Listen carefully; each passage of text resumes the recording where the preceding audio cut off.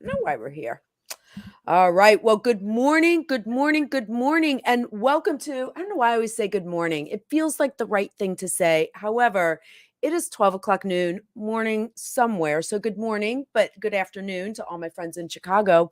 Welcome to Intercultural Spark, that show where we talk to entrepreneurs and micro entrepreneurs about how they are sparking change in the world through mission driven businesses and life projects.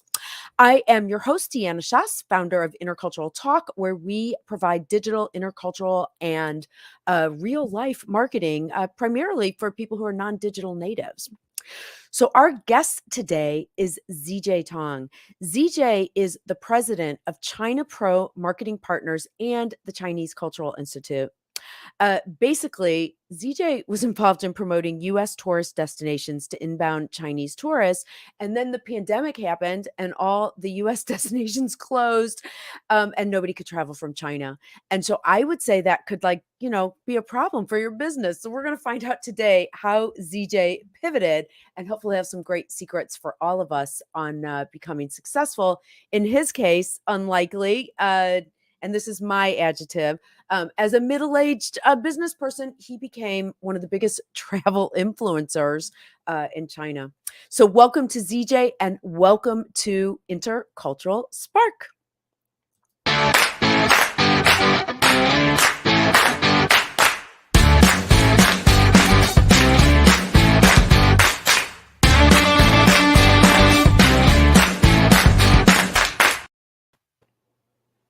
Hi, ZJ, how are you? Good morning. Yeah, good afternoon. Right? See, it feels so natural. Although, what time is it in China? To China, it's actually, what is it, tomorrow Yeah, morning, actually, tomorrow China afternoon? is using one time, like Beijing time. So basically, it's 14-hour difference with Chicago time at the moment. Oh, I was trying to save you that it was morning there. Sorry. Oh, cool. Well, thank you. And I hope you don't mind my adjective of middle age. It's only because you and I have known each other for so long. We met I think it was in the 90s when you were working in tourism and set up an exhibit at O'Hare when I was doing events there. So you've been in the business for a long time as far as tourism industry, and now you've said that you're an influencer. I want to get kind of context for both, but I'll start with where you are now. What does it mean to be an influencer? What does that word mean? Most of us think of like fashion and fashion or telling people what to wear and what to do. What are you doing? Well, basically, to be an influencer, I have to supply content and information and tips for people where to travel, what to do when they're getting into certain destinations. This is particularly important for international travelers, even for some domestic travelers. If I go to New York, I pretty much know a few places to go, but some of the secret locations, some fun locations, or new happenings, I might not know. So I would ask the local people who knows what's going on. So during the pandemic, I kind of turned myself into that person for the Chinese market, both people who are in China who currently are stuck and cannot come out, Mhm. and also for those who are in the US who wanted to travel. These are primarily Chinese or Chinese Americans who wanted to travel but are needing more information. So that turned me into that influencer who will tell them, okay, this is a good place to go. And I even do live streaming to some locations. So people will actually see the destinations or the attractions through a live feed in my through my live camera. So they will say, oh, this is really fun. I wanted to check it out next time in person when I'm in Chicago, when I'm in San Francisco, when I'm in New York, when I'm in wherever that I went to. Mhm.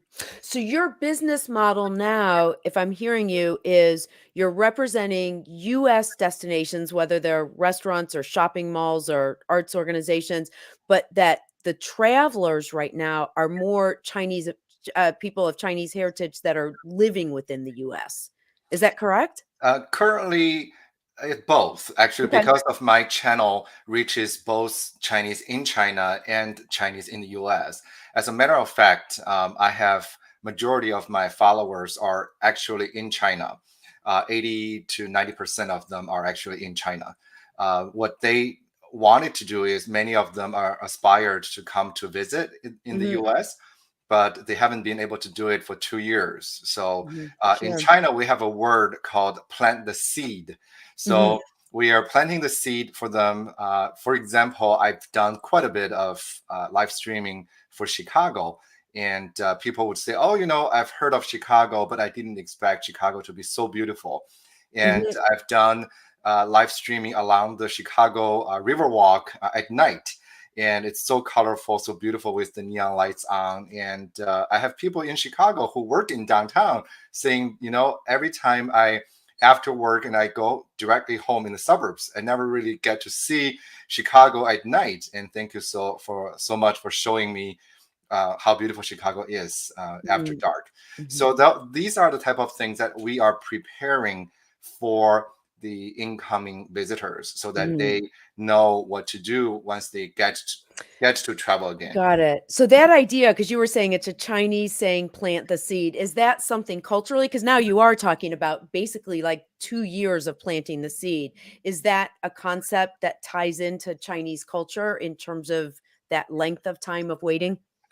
We're Well, so immediate. I'll speak for wait, if I may speak on behalf of all US Americans, we're like, "I want it now." Like, we're like so like short-term view. well, you and I both are in the intercultural Mhm, communication field as well. So Chinese or Eastern culture heavily focus on mhm, uh, uh, long-term views. So one of the things I have to admit that when we first started doing this travel influencer accounts, since we had many clients in the U.S., like you mentioned, destinations, mhm, attractions, shopping centers, and we because of the pandemic, they put us on, some of our clients put us on hold. So we mhm. have a whole block of times. We figured, let's use this time to perfect our trade.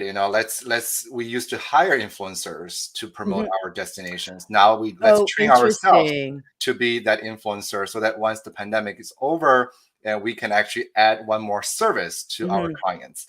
mhm. And we thought, in 3 weeks, 3 months, we would come back, or Sure. in 3 months, turn to 6 months and turn to 1 year. Now, almost 2 years, we're not all of our clients are back in full Mhm, capacity yet, mhm.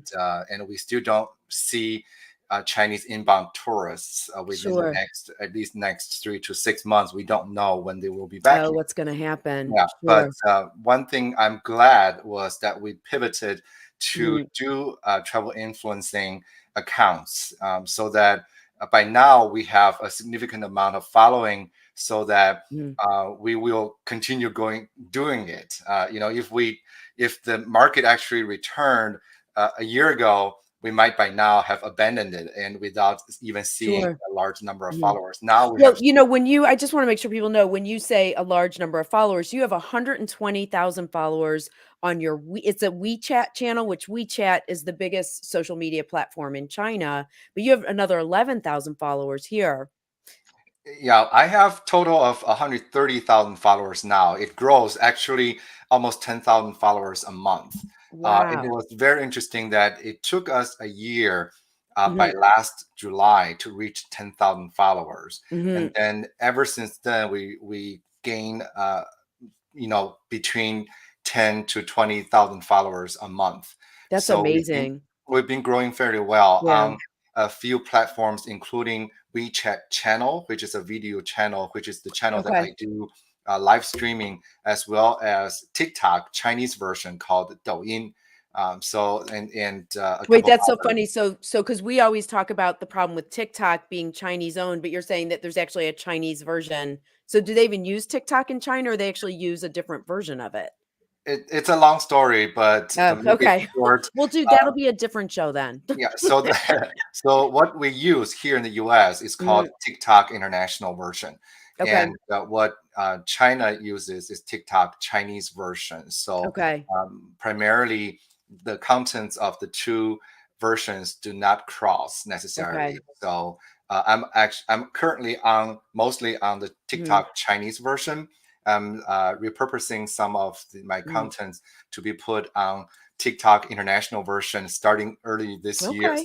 year. So So you're like I learn as you go. You know what? I'm gonna show because this is a short video that kind of shows your year. But I do like it's impressive that you pivoted instead of giving up. I actually love how as business owners, when we have challenges like budget challenges, that we're like, okay, I guess I'll just do it. I can't hire the talent. I'll just do it now. And how amazing that's been. Let's add this to the stream. So I'm gonna just play this short video because it shows some of you being an influencer. Yeah, this is my sum up of my 2021. 大家好，我是 ZJ。大家好，我是 ZJ。大家好，我是 ZJ。今天我来到了，今天一起来打卡纽波特海滩市的巴尔博亚岛、迪士尼乐园、哈雷摩托车博物馆、纽约大学、伊利诺伊州的格林纳。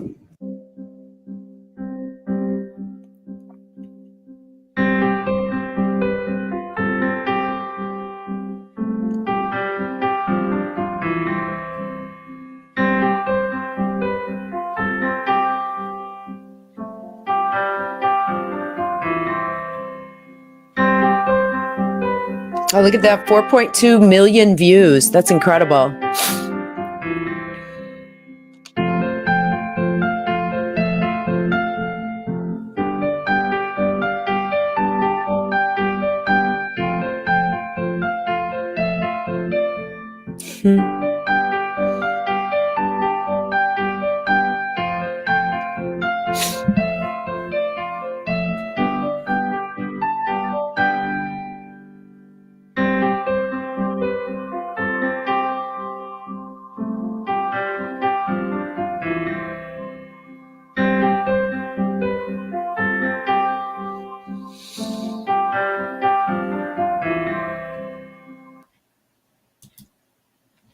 So that is you being an influencer at all these different locations. Yeah, it's actually very fun to do it because a lot of the destinations, as a travel promoter, I always promote for people to go, but I mean myself may not have been to. So Now, do people fly you there? So are these clients that are flying you there for you to cover it, or are you sometimes just covering it just to build content for your channels? The goal is to have more and more clients fly me to their destinations Mhm. or attractions so that I can promote them. But most recently, I've been flown to California to do live streaming at Disneyland, for example. Okay. But many And of all your live streaming is in Chinese, correct? it's in Chinese. I certainly Mhm. can do it in English, but my majority of my viewers at the moment are Chinese Mhm. speaking. So Well, but actually, even ZJ, when you look at it as a business owner, your business model was it was such a well-defined niche, though, that you were looking at destinations, but the destinations were your clients, but that was your gift. Having grown up in China, studying here, like you were, and then you had years of experience, like in the jewelry industry and fashion, like really big industry. You were uniquely, I think, situated to be that expert voice to tell people in China, you should come here. I think I do create that authoritative image when I was Okay. talking to my when I was doing live streaming, Mhm. when I create videos, when I was talking to my followers or people who view my channel. So it is. I've been living in the U.S. for almost 24 years. Mhm. So and I grew up in China. So that bilingual, bicultural background really helps to decipher some of the American tips and cultural tips or things that Chinese, when they first visit the U.S., they may miss or they Mhm. may not totally understand. So I think through What's my one life. that's consistent? I always find that so funny. My husband's Brazilian, and so I always joke about the whole thing when you come to a barbecue in the US and we're like, the beer's in the fridge, help yourself. Like in Brazilian culture, that is like actually really rude. And it's trying to explain, like, no, that's actually you're actually being welcomed like family member if you're being told to get it yourself. So that's like a big one. Is there one that you find for Chinese visitors that every time they can't believe Americans do that? Well, there are, I guess, particularly like food wise, Chinese are start getting to be used to a lot of the Western food. But for some people who are older, they're still not very comfortable with a lot of cheese. Their Okay. pizza, for example, and salad, which is like vegetables that are not cooked. So, but Mm. majority of the younger generation travelers and visitors, they are very much westernized, and Mhm, they embrace what they experience and what they see here in the U.S. So I would say more and more Chinese.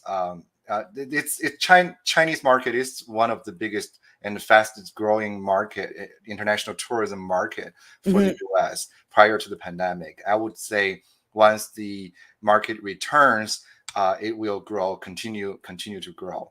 mhm. Mhm. So it's interesting as an influencer. I know you have a lot of connections with university parents. So how does that work? Is that just because you tend to film from campuses, or are some of the campuses your clients? Like I mentioned earlier, my account started to take off Mhm, last July after I hit 10,000 followers, and then after since then, at that time last July, the only people from China that's allowed to visit are international students from China. So there are about 300,000 mm, Chinese students in the U.S. And in a very short time, U.S. embassies and consulates issued a lot of over 100,000 visas to the Chinese students. So many of these students, their mm, parents would have traveled with them to send them here to the U.S. But because of the pandemic, they couldn't do that. And but they wanted to see what the campus looked like and what the students' life are like. Are mhm, their children happy with what they're doing with their schools, with their lives? So it's so I got a lot of requests from my followers and saying, can you show us this university, can you show us okay. that university? When I usually make advance announcement where I'm headed. So Mhm, I'm headed to Los Angeles, for example, and people say, please, can you take us and to see UCLA?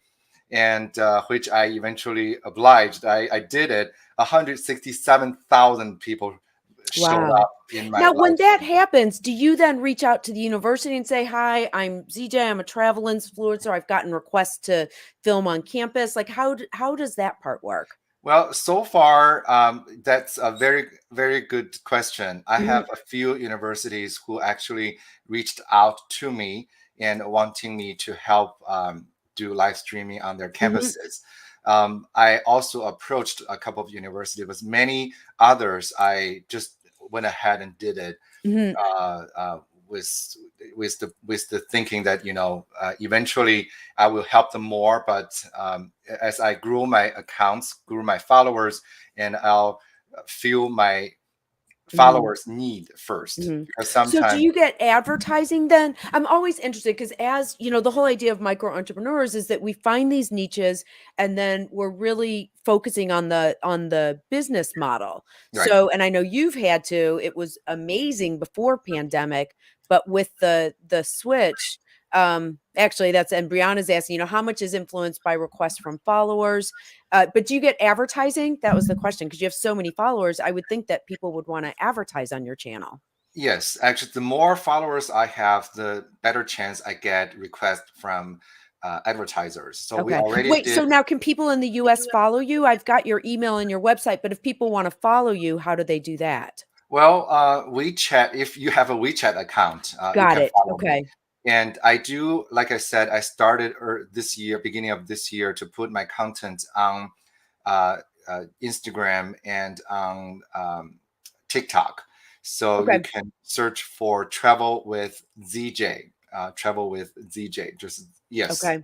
yeah, and see if you can find my handle and Perfect. like So the we can all post. help you by doing that. Yes, please. I do have a question. I know Brianna, I'm going to go back to Brianna's question in a minute, but I want to stick with universities. I was impressed by this. We talked about it when you and I spoke ahead of time, because as an influencer, it's fun to focus on all the positive things. But as you said, you've got all these followers, you've got parents in China that really trust you. And when the student at the University of Chicago was killed, you actually realized that based on who you were and who your followers were, that you had to respond to that. How did you do that? Like, what did you do? Well, I don't really have a lot. I it was a what you mentioned is a Chinese student um, were murdered in Mm. Hyde Park, and at the time, a I know lot as of a mom, I couldn't even, it was hard for me to even say that word. So thank you yeah. for being more clear about what happened. Yeah, so a lot of my followers are raged and also are so uncertain about their children's lives at the University of Chicago and their campus lives.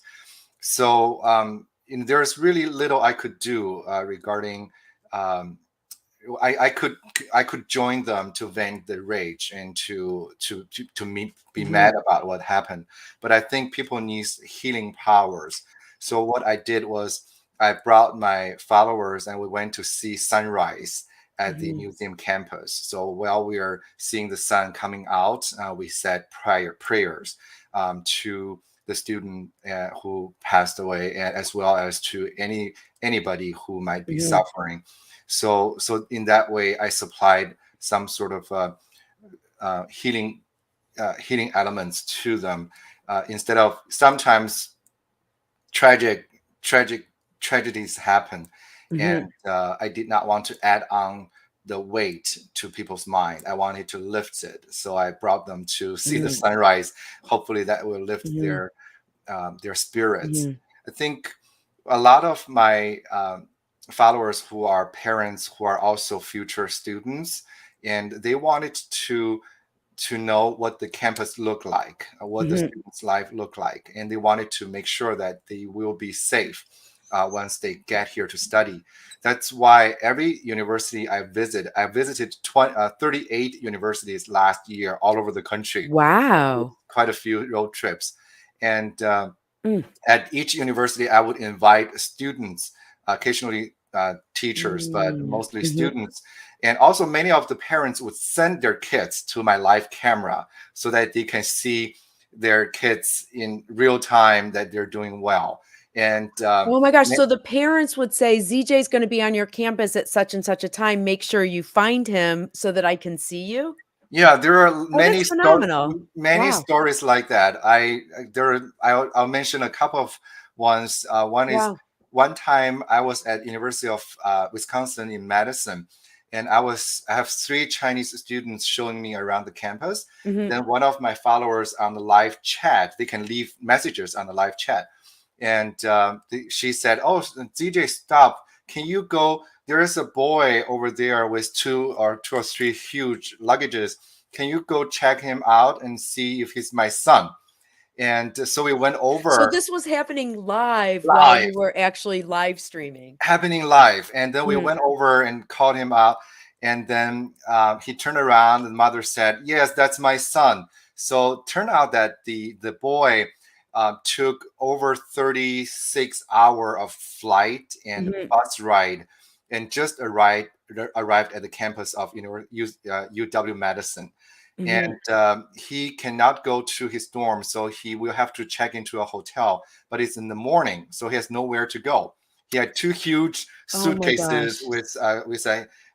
with another carry-on, so he's lost on campus. So we're so glad we were there. Oh my god, so So this was like live drama unfolding on your show.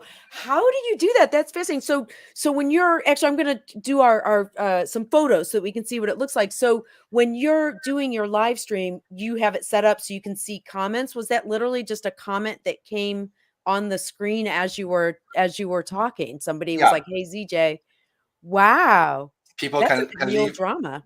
leave messages just like the chat room here, and people can actually leave Yep. messages and I will see them, and I'll respond to their questions. I'll respond to their request. And Live while you're doing it. as for Mm. that boy, and eventually one of the three students, her dormitory is close by, so we had his luggages stored in her dorm, and he actually joined me in my live streaming, walked around the campus, and after that I took all of them to a lunch. Oh, that's And fabulous. was Wow. I afterwards, even including me, including other students who showed me around, we all felt like we did something good. Mhm. That's the good deed of the day that we had. That's amazing. That's it's so much there. The power of social media, the actual real connections that people have with followers and a service that you provide. Certainly with the morning sunrise service. When you told me that about that before, I just thought it was so brave and actually also realizing your importance, your pivotal point, let's say, between the two crossing of cultures. Beyond, it's not always like, hi, hi, I'm here and this is great. It's, let's be real people. I really find that Yeah, I, fabulous. I think one of Let's the one of show, we're actually at the time. Go yeah, ahead, but I'm gonna start our flash photo stories. You have so much good stuff to share, but go ahead, tell me what you're gonna say while I add our photos in. yeah. So what I was trying to say is there are so many misconceptions or misunderstandings, particularly in the past few years. As you know, what happened in the U.S., we had um, there are some negative images of cities like Well, Chicago there's or the been country. just okay, now before I couldn't say the word murder, but now I can say there was a lot of anti-negative or anti-China rhetoric. Clearly there was an increase in hate crimes against people of Asian heritage. I mean, there was actually a lot of really bad things happening. So what I was trying to do Mhm. was also uh, giving people a real understanding of what's happening. There are in any society, there are good things, Mhm. there are bad things that could happen. But America and Chicago in general is a good place, still a good place to visit. And Mhm. even University of Chicago continues to be one of the top universities. It should not be they should not be stopped for coming Mhm. here. So that's kind of my purpose, to plant the seed and also help people understand the situation. Yes, we heard one bad incident, but as a whole, the city, the country is still welcoming to the Mhm. Chinese. What you're doing is, and I know it's been hard because you said 2020 was supposed to be growth and then you had to pivot and you hope in 3 months we'll be traveling again. But with 10,000 new followers a month, by the time things do open up, you are now this amazing trusted voice, both in China and in the US. Because in the US, people can see that you really are doing sort of a fair and real representation. And then people in China are certainly trusting your voice about things. Let's do the flash photo story. So I'm going to flash a photo on the screen. You're going to give me a 1 or 2 sentence story about what's happening here. What's going on here, ZJ? So I continue to promote Chinese culture as well here in the U.S. As I'm a bridge between the two cultures. So this is from WGN earlier this year, before the Chinese New Year, and they wanted to know what's happening here in Chicago. Mhm. So did you share? So you were on the news and then talked about celebrations that were happening in Chicago. Yes, yes, Fantastic. yeah, By the and way, if people are watching live, please know that you can just say hello, or we don't know you're here, and ask questions in the comments as well. ZJ, what's happening here? yeah. One of my clients is Great Lakes USA, which is an organization that promotes 6 states in the whole region. Okay. And the state tourism directors are the board of directors of that organization. So this is a picture of us doing a what we call sales mission in China. So all of these directors of tourism from different states and city came with us, and we went to 3 cities in China in 2020, actually January 2020, right before the pandemic. Mhm. Had a very successful Mhm. sales And mission. was this a fam trip bringing them to China to then promote tourism to the states in Yeah, China? we don't call it a fam trip, it's a sales mission. Okay. So we went to China to talk to tour operators, to airlines, so that they will send their customers to Got it. Okay. our region and our cities. Great. Let's see.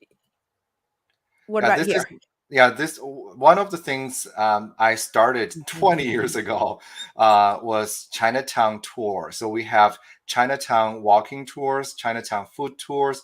We also have Chinatown cultural workshops like kite coloring, Tai Chi, paper cutting.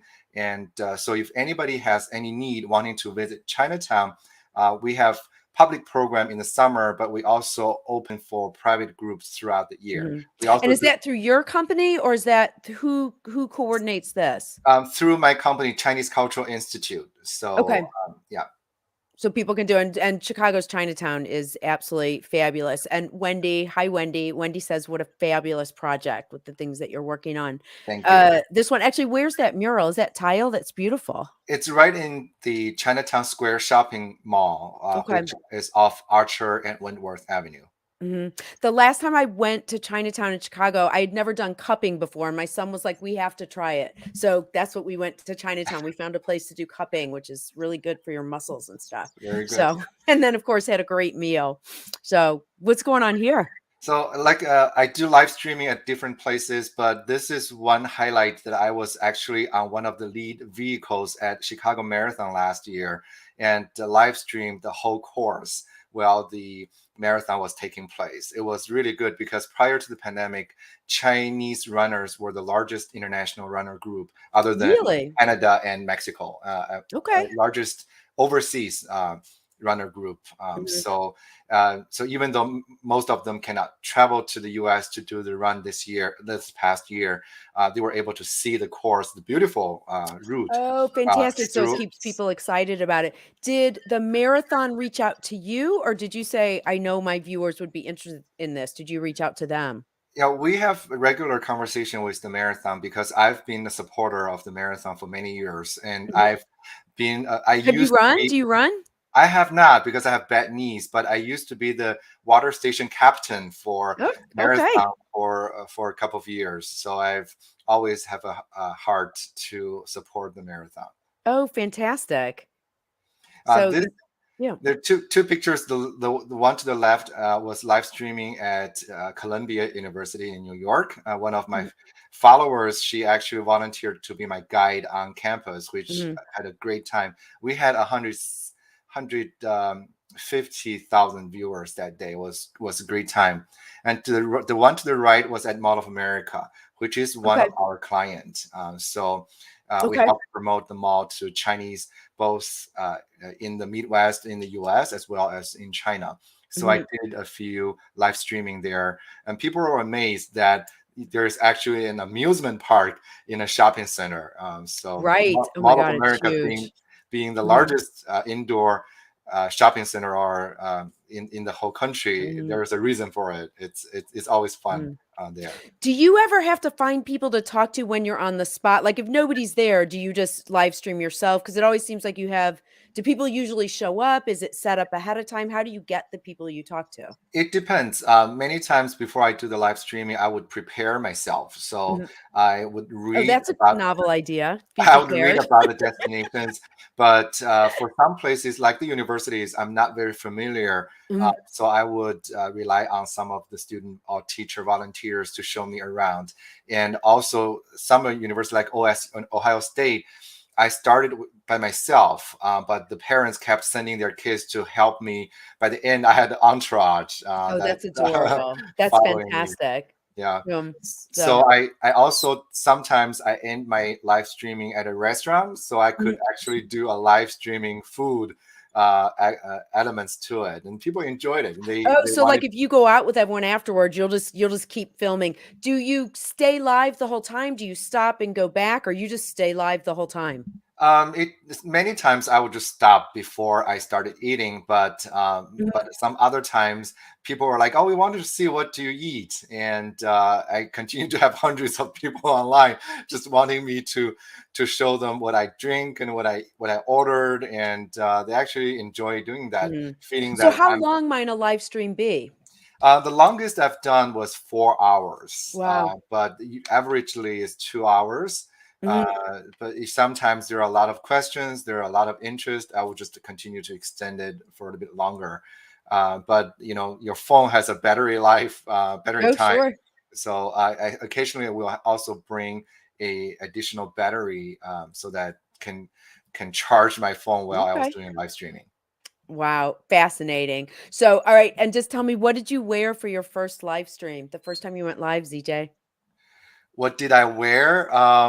Yeah, you told me that funny story about, like, being like, "Well, I guess I just have to get in front of the camera myself after being inside for COVID Yeah, for" that story was not that I was doing live streaming, but we started doing filming June 2020, and at the time, 3 months after the pandemic, I was at home.